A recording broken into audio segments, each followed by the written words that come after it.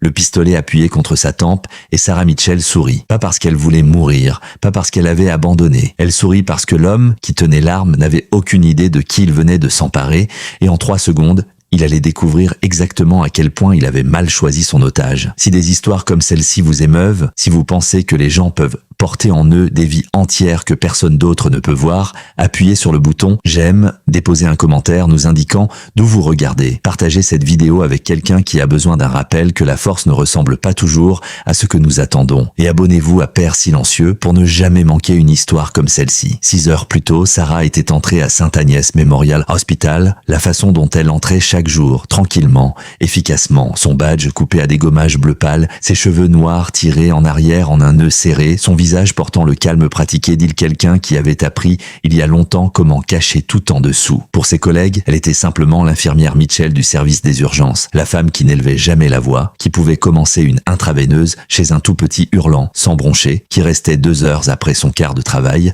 lorsqu'un patient avait besoin de quelqu'un pour lui tenir la main pendant sa mort. Personne ne lui a demandé où elle s'était entraînée. Personne ne lui a demandé pourquoi ses mains ne tremblaient jamais, même pendant les pires traumatisme, même lorsque d'autres infirmières devaient sortir pour respirer. Ils ont supposé que c'était de l'expérience. Ils ont supposé que c'était simplement qui elle était. Ils n'avaient qu'à moitié raison. 9 ans plus tôt, Sarah avait été quelqu'un d'entièrement différent. Un nom différent, une vie différente, un uniforme différent. Elle avait servi dans une unité militaire spécialisée dont la plupart des gens n'avaient jamais appris l'existence. Le genre qui entraînait des agents à traverser le chaos sans en faire partie, à lire une pièce d'étranger en une demi-seconde et à savoir exactement qui représentait une menace et qui ne le faisait pas. Elle avait été douée pour ça, terriblement bon. Et puis, après une mission qui lui rendait encore visite dans les heures calmes avant l'aube, après avoir perdu 2 personnes qu'elle aimait comme sa famille, elle s'était complètement éloignée de ce monde. Elle voulait sauver des vies au lieu d'y mettre fin. Elle voulait avoir de l'importance pour les gens qui n'avaient jamais eu à savoir ce à quoi elle avait survécu pour devenir la femme qui se tenait devant eux. L'école d'infirmières avait été ressentie comme une pénitence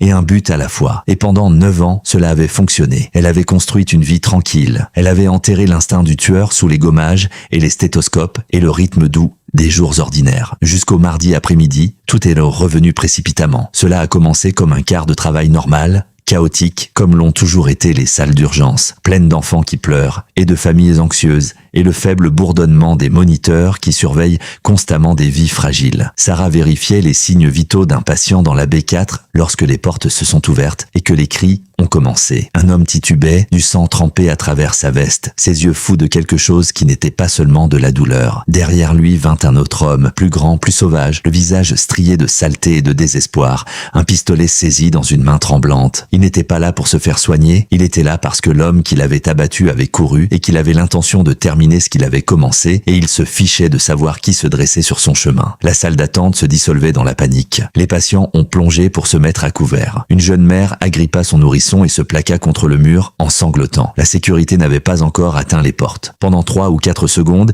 il n'y avait rien entre ce tireur et une pièce remplie de personnes terrifiées et sans défense, à l'exception des infirmières et des médecins figés sur place.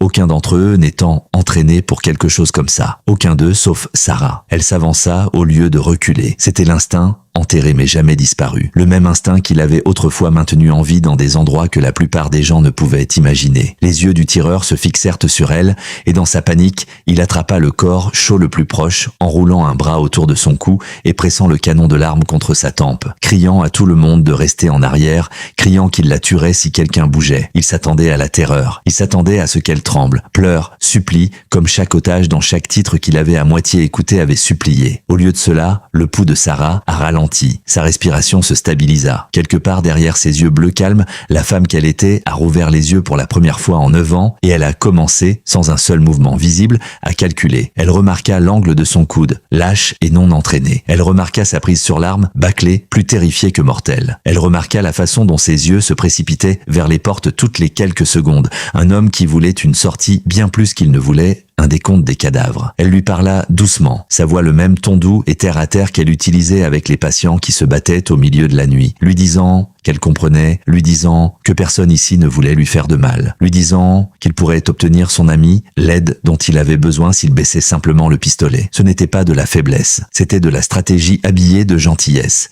car Sarah avait appris depuis longtemps que les personnes les plus dangereuses dans une pièce sont rarement les plus bruyantes. Et puis, dans la demi-seconde, son attention vacilla vers le son des sirènes qui s'approchaient à l'extérieur. Elle bougea. C'est arrivé plus vite que n'importe qui dans cette salle d'attente pouvait traiter. Un instant, le pistolet a été pressé contre son crâne. La suivante, sa main s'était refermée autour de son poignet, tordant l'arme loin et vers le bas avec une précision qui ressemblait moins à de la panique qu'à une mémoire musculaire gravée dans ses os. Il heurta le sol avant d'avoir compris ce qui s'était passé, le pistolet glissant inoffensivement sur le carreau. Et Sarah s'agenouilla sur lui, non pas de rage, mais avec le même contrôle constant qu'elle apportait à chaque traumatisme qu'elle avait jamais travaillé, le maintenant enfoncé jusqu'à ce que la sécurité fasse irruption à travers les portes quelques secondes plus tard. Pendant un long moment après, la pièce fut silencieuse, à l'exception de sanglots épars et des gémissements de l'homme blessé qui se dirigeait vers l'opération. Tous les yeux de cette salle d'attente étaient fixés sur la silencieuse infirmière qui venait, sans élever la voix, sans un seul geste inutile,